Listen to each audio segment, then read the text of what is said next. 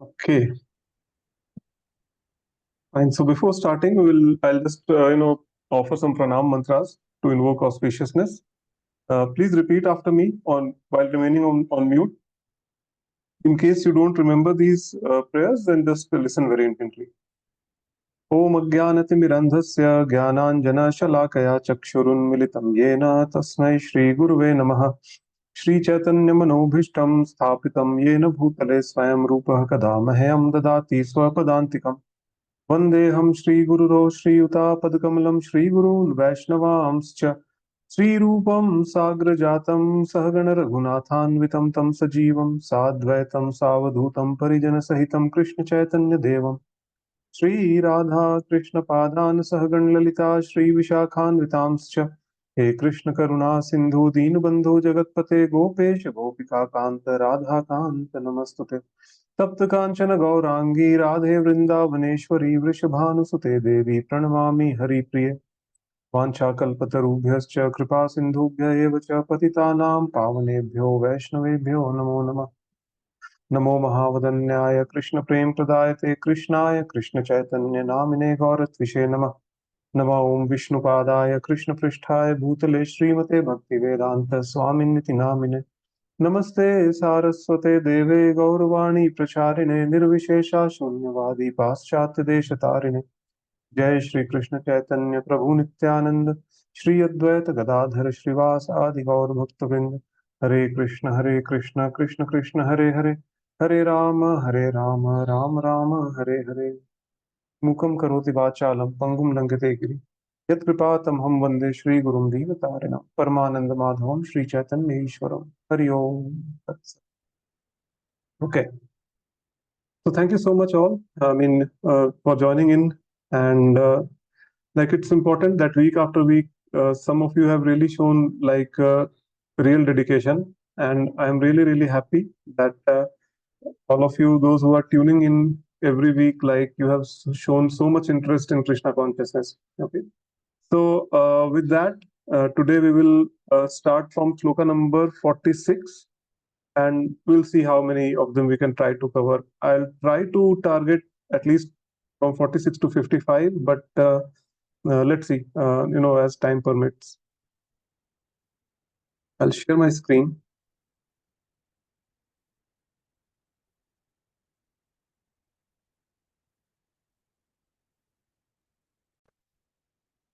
Are you able to see? Mataji, anyone of you can confirm? Yes, Prabhuji, it's visible.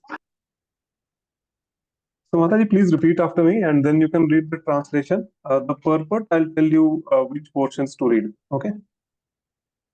Okay.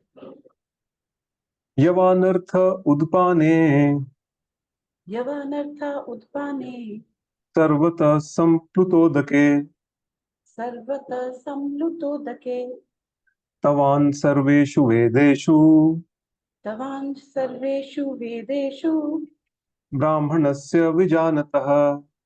brahmanasya vijanata. You can read the translation, Mataji.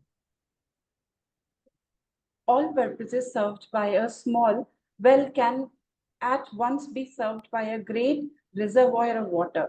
Similarly, all the purposes of the Vedas can be served to one who knows the purpose behind them.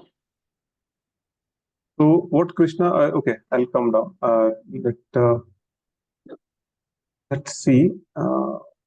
Yeah, please read the last paragraph from here. So one must be intelligent.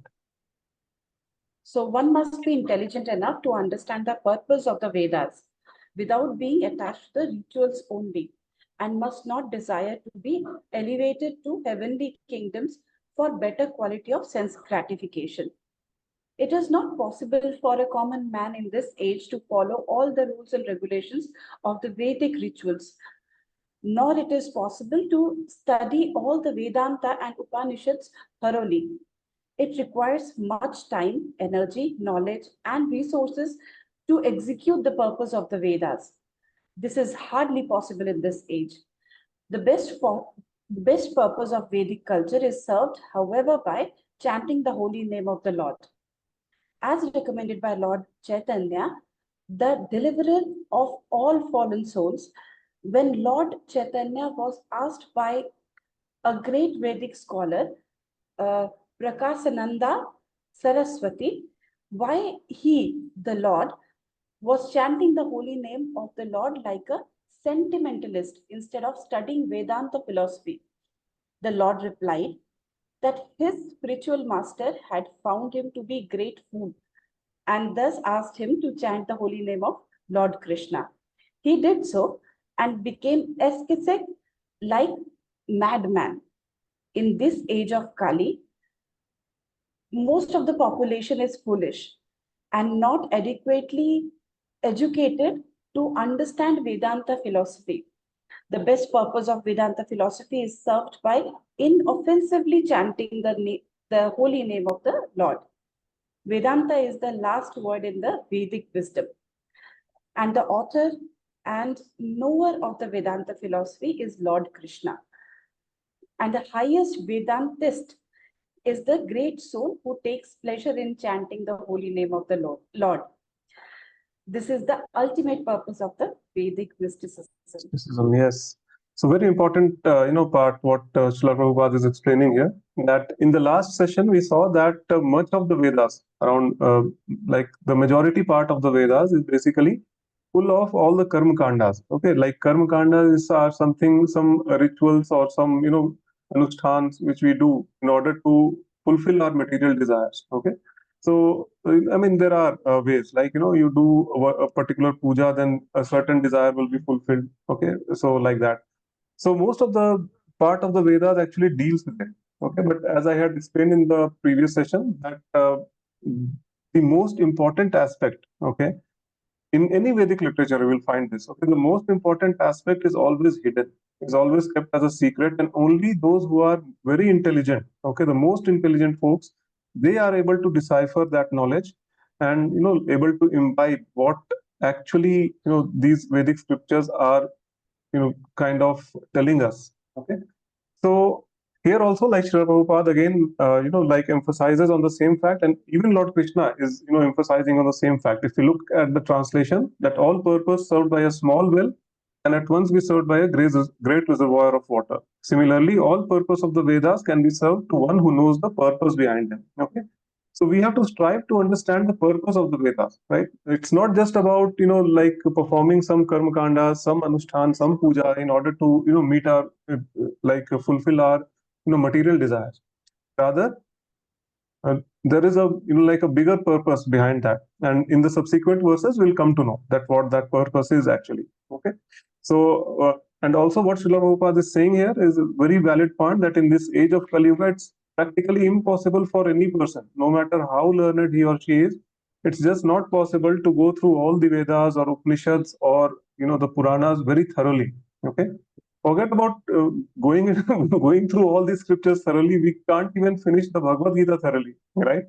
Like considering the what to say intelligence level of people of Kali Yuga, like even if we read the Bhagavad Gita over and over again several times, I mean even then we are not able to what to say imbibe the teachings of the Bhagavad Gita. We are not able to implement the teachings of the Bhagavad Gita in our day-to-day lives. Okay, so this is the unfortunate situation of the people of Kali Yuga.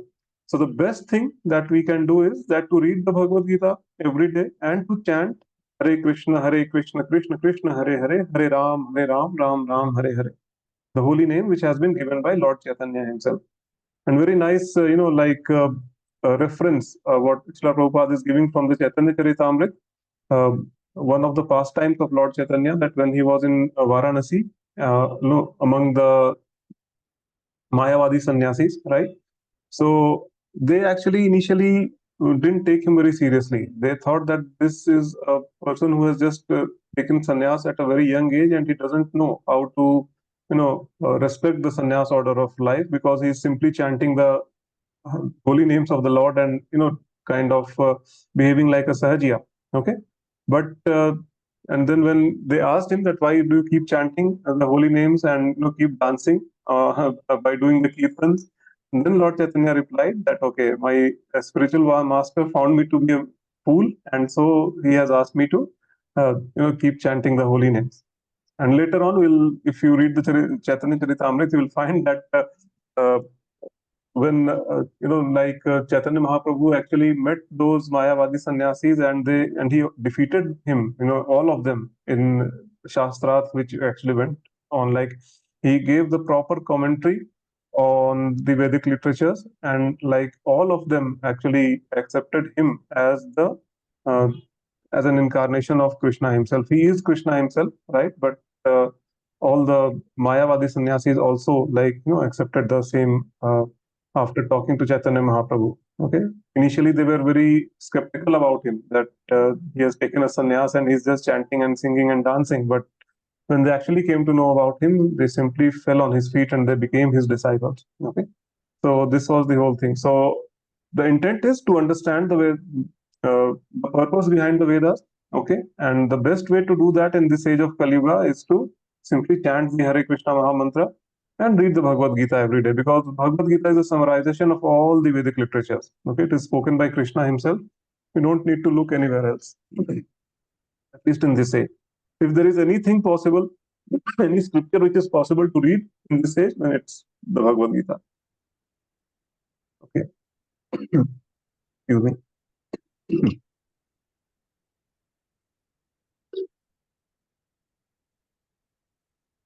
Okay, so then comes Sloka number 47, which is very popular one. I think all of us know. Yeah. Because of the Mahabharat serial. Yes, Mataji, you wanted to ask something? No, Prabhuji, I was just saying yes, and I was unmuted. So Okay, no problem. So I'll read this part, and then next Sloka, Mataji, you can read. Okay. So it goes like this. Karmanyevadhikaraste ma phaleshu kadachana ma karma phal heturbhur ma te sangotsva karmani. You have the right to perform your prescribed duty, but you are not entitled to the fruits of action. Never consider yourself the cause of the results of your activities, and never be attached in not doing your duty. Okay? This is a very important point that Krishna is mentioning here. And the purport I'll read, it's not a very big purport. So there are three considerations here: prescribed duties, capricious work, and inaction. Prescribed duties are the activities enjoined in the terms of one's acquired modes of material nature. Capricious work means actions without the sanction of authority, and inaction means is not performing one's prescribed duties.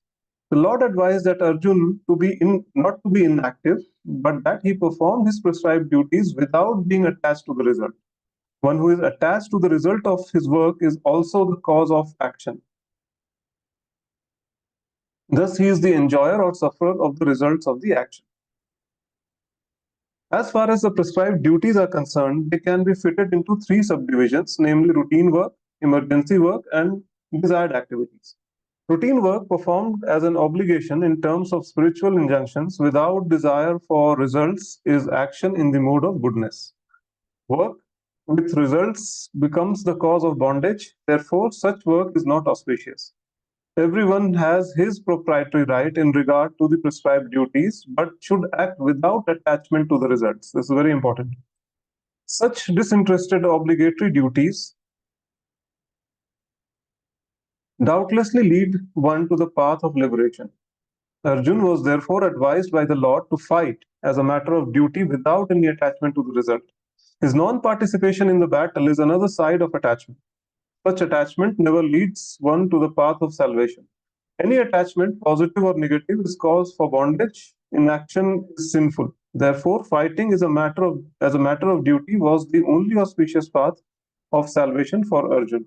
Now, this is very, very important shloka. Okay, and I would encourage all of you, like, if once I am done with the explanation, if there are any questions, please feel free to ask. Okay.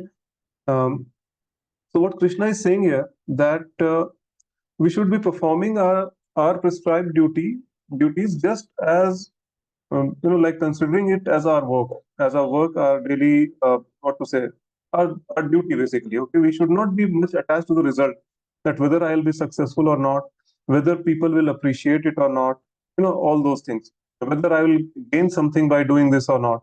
Okay, but sadly, this is the what to say mindset in which all of us are living in today. Okay, if there is nothing uh, for me in some particular action or activity, I simply won't do it. Right? This is the what to say basic mindset of people today. What is there for me in it? Right? This is the first question that we ask. Okay. Krishna is suggesting otherwise, right? We should not be, considering those things. If it's my duty, if it's my responsibility to do something, I should simply do it. Okay. And similarly, he warns us against not doing anything or the inaction. Okay. For example, some people like they get confused by this whole action and reaction thing, and like if you do something good, then again you'll have to take birth in order to enjoy the fruits of those good work. If you do something bad, then again you'll have to come back to suffer, as a resultant of those bad works that we have performed.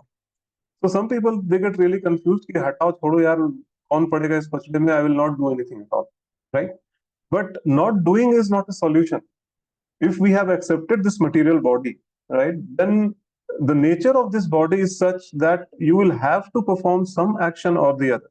Okay, even if you do not want to do anything, you simply sit down at one place, at least you will be breathing, correct?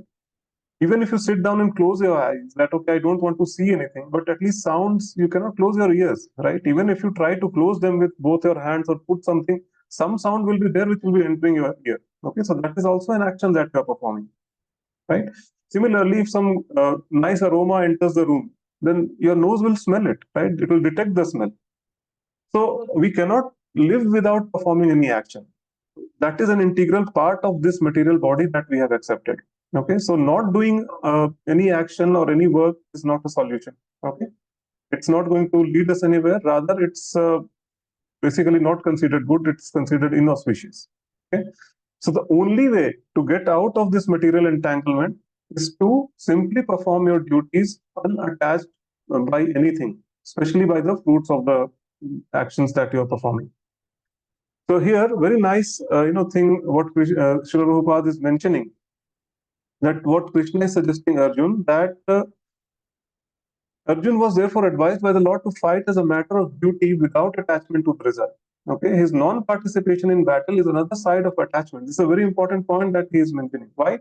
Because what was Arjun saying? That okay, I just don't want to fight. I just want to go to the forest and I want to give up everything. Right? So, like in the first go, like, a person who is saying such things may sound like someone who is renouncing everything. He's renouncing the world. Okay. So, people may think, oh, he's like a sannyasi. He's just giving up everything, right? It's a good thing. Okay. But it's the other way around. We have to see his reason for giving up the duty of a Kshatriya. The Kshatriya's duty is to fight, right? I mean, it's a prescribed duty for Kshatriya. I mean, he cannot just give it up like that. So, what was the reason for not fighting? The reason was his attachment towards his family members. That means that is another form of attachment. So, because of one attachment, he is just giving up one prescribed duty, right? So, it's not that he is completely detached now and is completely renounced, and that's why he's willing to go to the forest. No, he is simply giving up his prescribed duties because he is attached to the family members, right? His grandfather was on the other side, his teacher was on the other side. Had there been someone else, like a complete stranger or maybe another party who was just an enemy to his kingdom, Arjun wouldn't have hesitated in picking up his bow and just killing them off right there, right?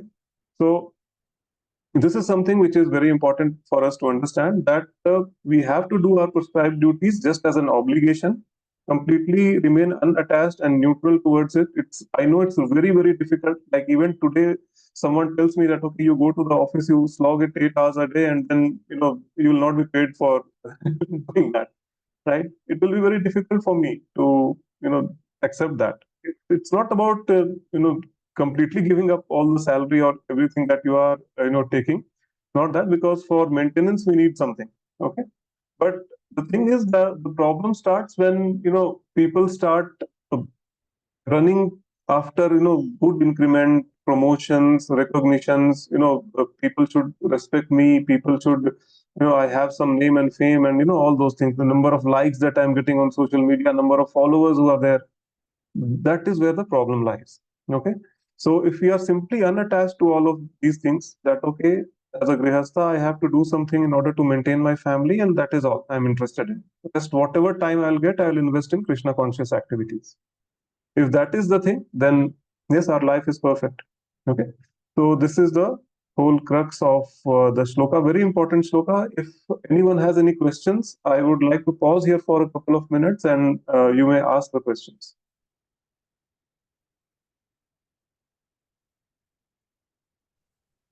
Hare Krishna, Prabhuji. Hare Krishna, Mataji. Yes, please go ahead.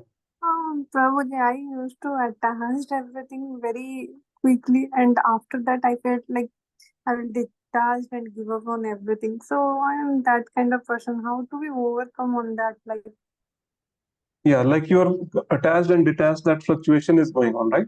yes, yes. Yeah, so this is actually not a sign of spiritual progress, Mataji. Sometimes, like, some people think that, okay, uh, I'm performing some spiritual activities, so that is the reason why this is coming. But then this is known as the Bhog Tyag pendulum. Okay, that we want to enjoy something, then we get fed up. That is the nature of this material world. Okay, then we say that, okay, I renounce. I'll just give up everything. Then I just move away from that.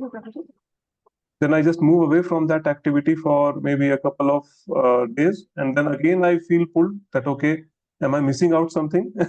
Like that, and then I again get attracted there.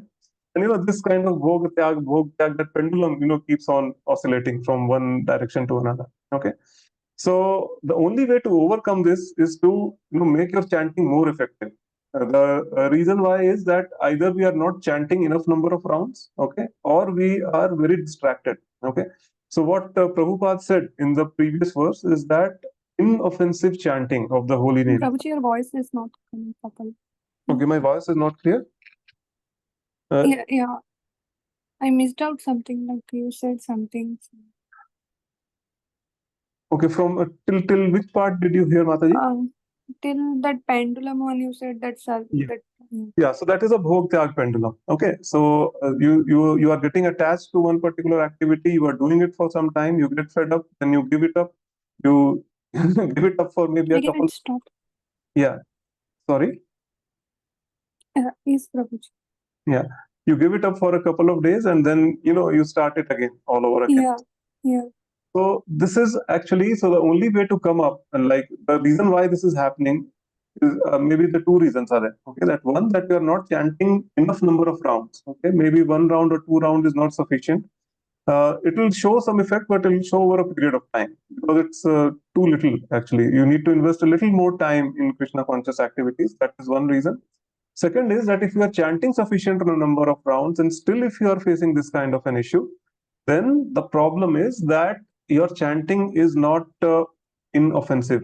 Like, it's very difficult to perform completely inoffensive chanting. Our mind, it actually runs, in different directions. Okay, it is completely thinking about something or the other. Right? It's very difficult to focus on one activity over a prolonged period of time. But at least we should try to make our minds focused on the name that we are chanting. Okay, if it is running around in some other direction, just pull it back and try to focus on that name. Okay, the Hare Krishna Maha Mantra. So that is the whole idea. In the previous verse we saw, in the purport of Srila Prabhupada, he has clearly mentioned that the perfection of human life lies in inoffensively chanting the holy names of the Lord. Okay, so there might be two reasons. One, that you are not chanting it in an inoffensive way. Your mind is running around when you are chanting. Okay. Or second, even if you are trying to focus, you need to spend a little more time, in Krishna conscious activities. Maybe increase the number of rounds. Okay. So if you do either of these two, then definitely you will see some progress. And yeah, reach out to me if you are still facing some issues. Okay. Oh, Hare Krishna. Yeah. Hare Krishna.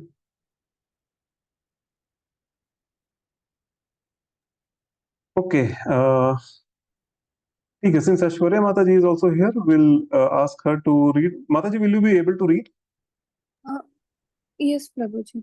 Okay, so please repeat after me. Okay, and then you can read the translation. For the purport, I'll tell you which portions to read. Okay. Okay, Prabhuji. Yogastha kuru karmani Yogastha kuru karmani. Sangatyakatva dhananjaya. Sangam takatva dhananjaya. Siddhaya siddhayo samo. Siddhaya siddhayo samo. Bhutva samatvam yoga uchyate. Bhutva samaptam yoga uchyate. Please read the translation, Mataji. Okay, Prabhuji. Perform your duty, equipoised, O Arjuna, abandoning all attachment to success or failure. Such equanimity is called yoga. Yoga, yes. So this verse is also very important. Krishna is telling us what actual yoga is. Mataji, I think purport is a small one, so you can read all of them. Yes, Prabhuji. Krishna tells Arjuna that he should act in yoga. And what is that yoga? Yoga means to concentrate the mind, open the supreme by controlling the ever disturbing sense. And who is the supreme? The supreme is the Lord, and because he himself is telling Arjuna to fight, Arjuna has nothing to do with the results of the fight, gain or victory, and Krishna's gain or victory are Krishna's concern. Arjuna is simply advised to act according to the direction of Krishna.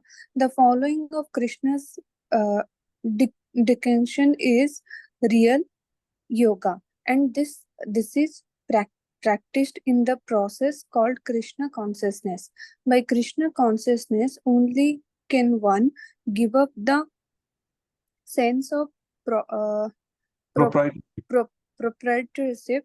One has to become the servant of Krishna or the servant of Krishna. That is the right way to discharge duty in Krishna consciousness, which alone can help one to act in yoga. Arjuna is a Kshatriya, and as such he is participating in the Brahmashrama Dharma institution. It is said in the Vishnu Puran that in the Brahmashrama Dharma, the whole aim is to satisfy Vishnu. No one should satisfy himself, as is the rule in the material world, but one should satisfy Krishna. So, unless one satisfies Krishna, one cannot correctly observe the principles of Brahmashna Dharma indirectly. Arjuna was advised to act as Krishna told him. Yes. So very important thing that we see here, no one should satisfy himself, as a rule in this material world, but should satisfy Krishna. So we'll see later on in the chapter number 3 that work done as an offering to Vishnu or Krishna is liberating. Everything else done is a cause of bondage. Correct?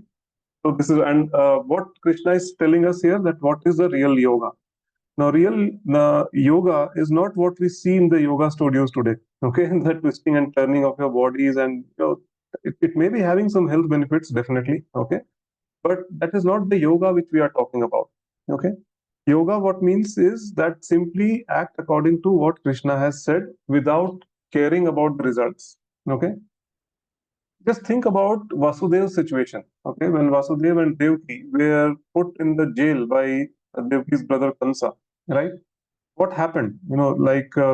That Akashvani had told that, okay, Devki's eighth son will be the cause of death for Kansa. And what Kansa did? One after the another, he just kept on killing all the infants that were born of Devki's womb. Okay? So such an heinous act. And just imagine in what state of mind Devki and Vasudev would have been.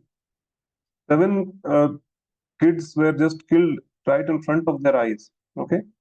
And when the eighth son, when Krishna himself appeared, like it was raining heavily outside. Okay, Yamuna was, I mean, just way above the danger mark, as we say in modern times, right? It was like viciously overflowing. Okay, and it was the night time, and that entire prison cell where this Devki and Vasudev were kept, It was heavily guarded. Like there were 9 or 11 gates were there, and each gate was guarded by huge, like mountain-like guards who were there. Correct. So Krishna appears, and sorry, I forgot one thing. Devaki and Vasudev, they both were bound by very heavy iron chains. Okay, so it was difficult for them to even move around, yeah, within that cell where they had been kept. And in that scenario, Krishna appeared as the eighth child, and then Krishna, appeared in front of Devaki and Vasudev in his four-handed Narayan form, and he requested Vasudev to just pick up the child and go to Gokul, where Nand Maharaj uh, uh, stays, and his wife Yashoda had given birth to a daughter. And he said that you just simply exchange the kids, like you keep your child there along with Yashoda, and bring her daughter here. Now, just imagine if anyone else would have been in Vasudev's position, what would have he done? He would have simply asked, like, at least if I were in that situation, I would have simply asked him that, look at my situation, Krishna. Like, what are you talking about? I'm bound by iron chains. The guards are there. There are 9 or 11 gates outside. I mean, and it's raining heavily. Yamuna is overflowing. And you, in such situation, you are practically asking me to do the impossible, right? Anyone would have, reacted like that, especially, the Kali Yuga folks, correct? But just look at Vasudev. What did he do? Without asking a single question, he simply reached out for that, baby Krishna, who was just kept, in front of him. And just see what happened after that. Automatically, his chains were, removed from his body. Okay. All the guards, they went to sleep. The prison doors opened. And when he stepped out, Sheshnag came, and acted as an umbrella for Vasudev and Devi Krishna. And Yamuna gave them the way, right? So this is what happens when we actually act in Krishna consciousness, which is the true yoga. Simply act according to what Krishna is saying. Okay. So that is the true yoga, and leave the stress of the outcome to Krishna. Like, see, the result is always in Krishna's hands. Okay, if we are successful, just remember that success is simply because some of the pious activities that I did in my past life, and as a result, I am tasting this success today. If over and over again I am failing to do something, then we have to understand that okay, Krishna is not sanctioning this. Either I'm not qualified, to achieve success in this particular activity because of my some past life karmas, or this is not good for me, and Krishna knows the ultimate best for me. Okay, keeping that in mind, we should simply work. We should simply carry out our duty. Just Krishna says in the Bhagavad Gita, just think about me and fight. Okay, that's all. Like we have to do. Okay, because Ashtanga yoga, like it has 8 limbs today. Like if you understand, not today, like right from the beginning, it has 8 limbs. Okay, that yoga system, and today in this age of Kali Yuga, we are not even qualified to perform the first 2 levels. So it starts with yam, niyam, then asan, pranayam, pratyahar, dharana, dhyan, and samadhi. These are the 8 limbs of Ashtanga Yoga. Yam and niyam means do's and don'ts, correct?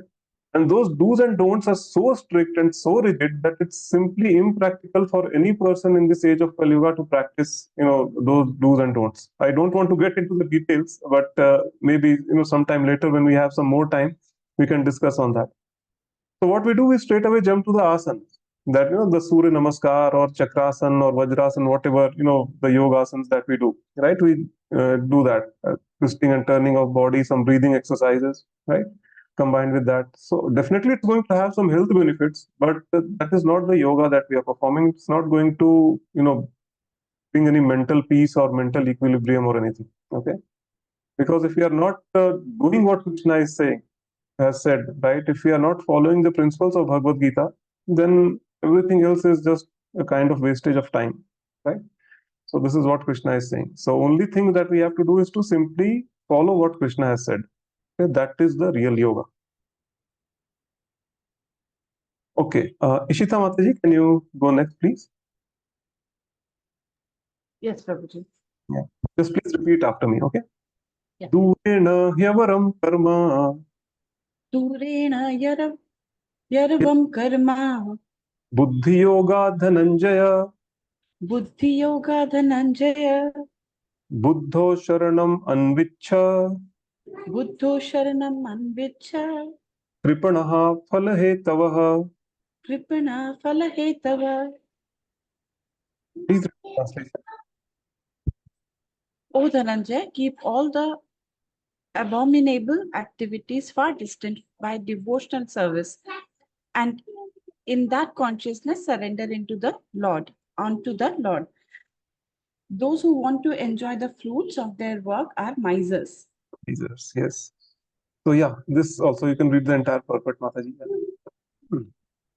One who has actually come to understand one's constitutional position in the eternal servitor of the Lord gives up all the engagements save working in Krishna consciousness.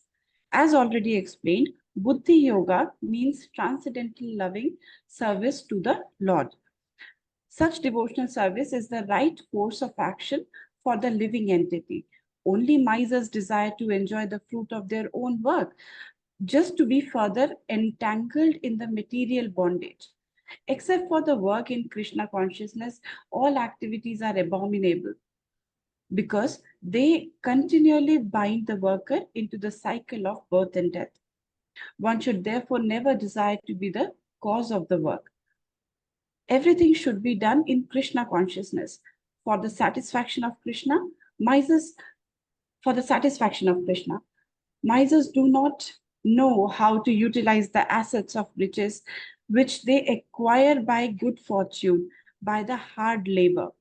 One should spend all the energies working in Krishna consciousness, and that will make one's life successful. Like misers, unfortunate persons do not employ their human energy in the service of the Lord. In this verse also, like even Krishna is, stressing that those who want to enjoy the fruits of their work all by themselves, they are called misers. Okay, misers means kanjus in Hindi, right? They don't want to, part with the fruits of their actions. Okay, and Srila Prabhupada is also explaining that it is inauspicious. Why? Because it is binding a person to this cycle of birth and death. Okay, that is the worst thing that can happen to any living entity. Okay, the main aim of this life, of human life in particular, right, is to break this cycle of birth and death and go back home, back to Krishna. But as long as we are attached to the fruits of our action, as long as we consider ourselves to be the doer of the action, then obviously that will be binding, and we will be, kept here in this material world for, eternally. Yes, Ishita Mataji has raised her hand. Mataji, yes, please go ahead with your question. Okay, I mean, this sounds very nice, but how do we start practicing it, considering the fact that from the birth, I am pretty much sure that this is applicable to everyone, that our brains are conditioned in a way, you do good, you will get good. Yes. Even if a mother teaches their child with a very good intention, a mother teaches their child, if you behave well, you will get good behavior in return. Yeah. So that always give How and do we take. start practicing it? Exactly. So yes, so that is the problem, Mataji. Actually, see, the reason why such kind of teachings are, like prevalent in our society today is because none of us are reading the Bhagavad Gita. Okay, like if I still, like, I remember when we go to in the book distribution, right? We are maybe standing on some traffic signals or maybe somewhere in front of a shop or a store, trying to give Bhagavad Gita to people. Their reaction, like in some of them are, yeah, very attracted. They come, they talk to us nicely. They even, buy some books. But some of them are, their body language is like, as if they are being repelled by us. So I'm not giving them the Bhagavad Gita. I'm giving them something so really dangerous, like that. So that is the mindset of the people today, and they don't know like how to work in Krishna consciousness. Okay, they don't know what is the ultimate goal of human life. You see, like even a few verses before, when we were discussing the contents of the Vedas, like most of the Vedas, they deal with the Karma Kanda, right? What is Karma Kanda? Basically, it will teach you that, okay, you perform this ritual, you will get this desire fulfilled, and once you quit your body, you will go to the Swargaloka, right? No one thinks beyond Swargaloka. They think that, okay, Swargaloka is the ultimate destination. There, all the happiness is there. We have to, just go there, right? But actually, the it is the responsibility of the Brahmana who is actually performing those rituals is to slowly, teach the people who are, carrying out those, what to say, karma kanda or the anushthan, and make them understand that, okay, this is not the ultimate thing. This is good that you are doing these things, but then you must strive for, going for the next level as well. Okay, which is breaking the cycle of life, death, and rebirth, going back to at least one of the Vaikuntha planets. Okay, if not Goloka Vrindavan. But yeah, sadly, this is the thing that we have been taught. But now that we know, after reading the Bhagavad Gita, we should start practicing every activity in Krishna consciousness. Now, the question is that how can we practice, or how can we dovetail all our activities in Krishna consciousness? Okay, by keeping Krishna at the center. It's very simple. Like, we'll have to just apply our mind. What Srila Prabhupada used to say, he gave us the concept of Yukta Vairagya. Okay, so Vairagya means you renounce everything. You do not accept anything. That is what the sannyasis do, the renounced order of life. They just give up everything material. Okay, they have simply dedicated their entire life, in the service of Krishna. But Srila Prabhupada came up, with a concept of Yukta Vairagya, which was actually initially given to us by Sri Rupa Goswami. Okay, one of the 6 Goswamis of Vrindavan and a disciple of Chaitanya Mahaprabhu. Right. So what is Yukta Vairagya? Yukta Vairagya means I will accept everything. Okay, I will not renounce anything, but I will accept everything and I will use it in service of Krishna. Okay, because that is the best use of human life, which one can do. For example, if I am cooking something, okay, so I'll cook it for Krishna. I'm not going to cook it for myself. Yes, for maintenance, I have to eat. So what I'll do, I'll cook, I will offer it to Krishna, and then I'll accept that as a prasadam. Okay, so that is one duty in Krishna consciousness. If I'm a very good singer, for example, okay, then I am not going to sing any mundane Bollywood songs glorifying some, a beautiful woman or a man, for that matter. Generally, what the songs do, the Bollywood songs, it's all about that only, right? So I'm not going to do that. Rather, I would sing some Vaishnava bhajans or any bhajan of Krishna which I like, and in that way, I am dovetailing my talent of singing in the service of Krishna. Okay.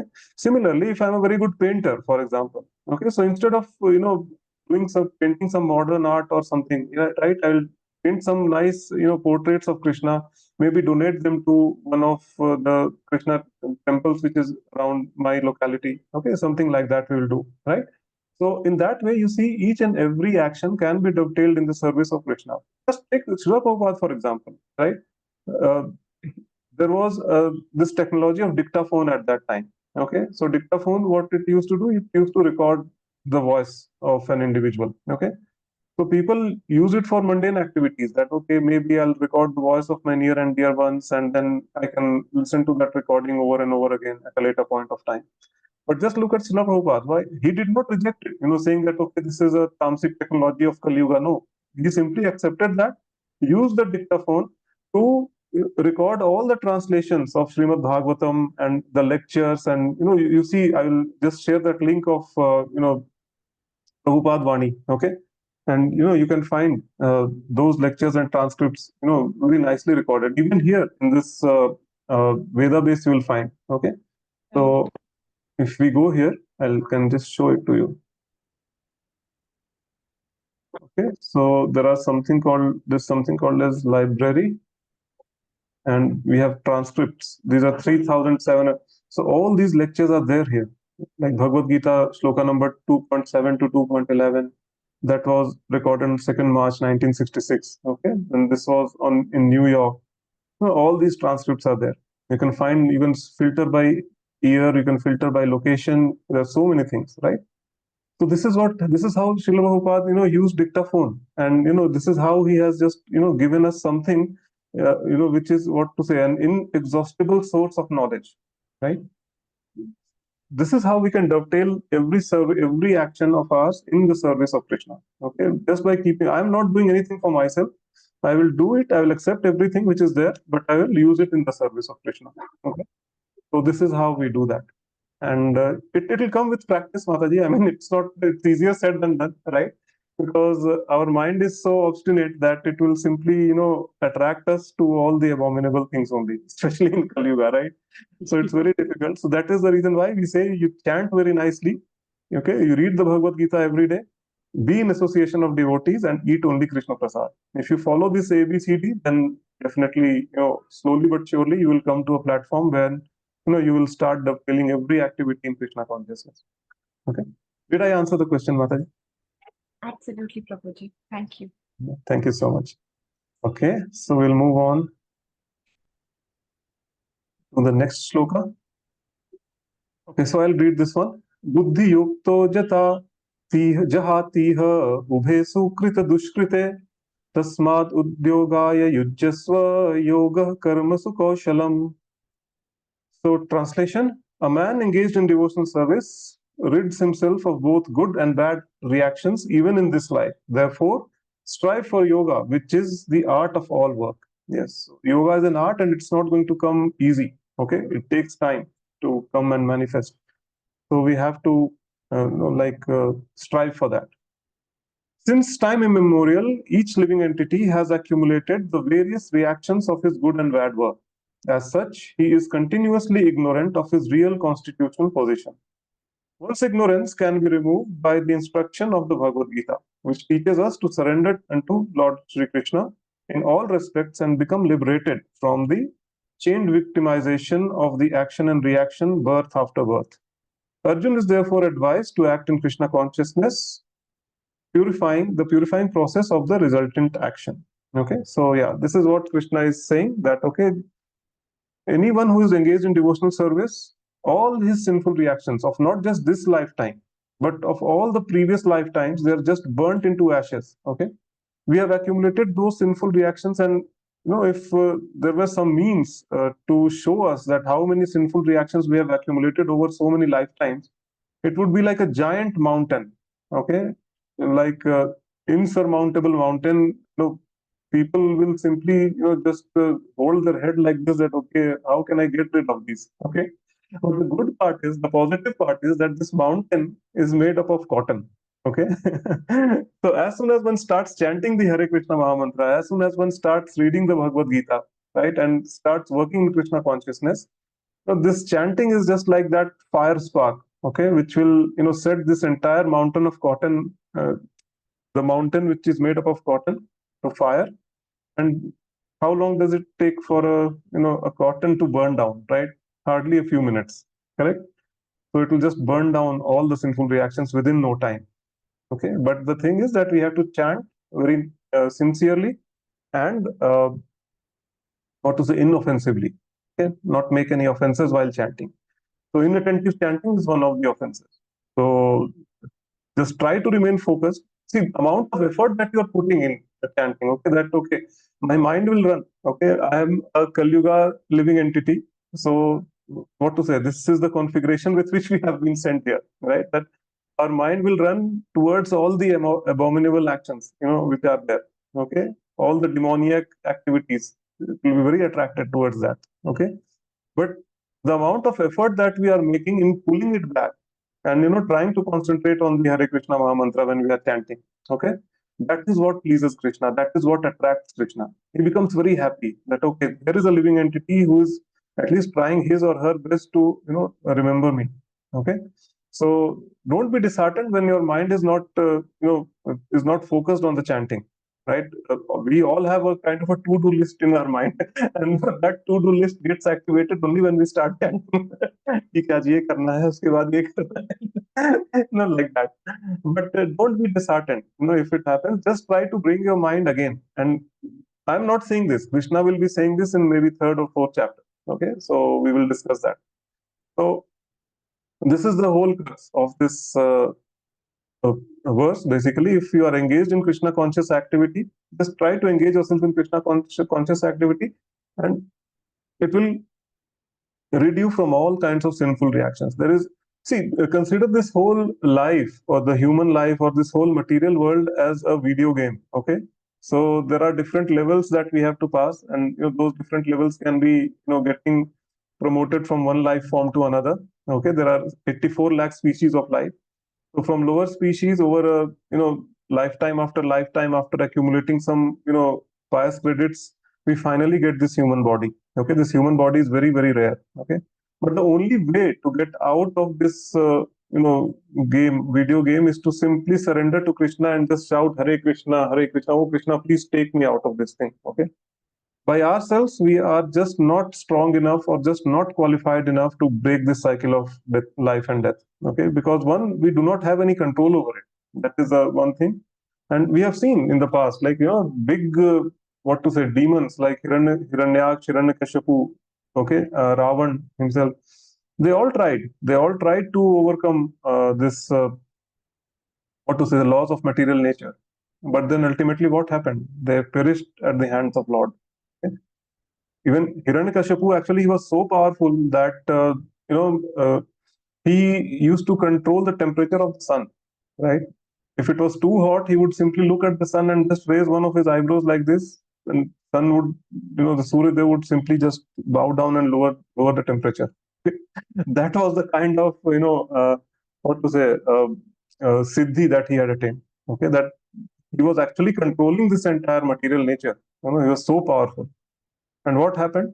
Just within a moment's time, Narsimhadev appeared and just tore him apart like anything. Okay, so it's just not possible for us to fight this material nature. Okay, it's not possible.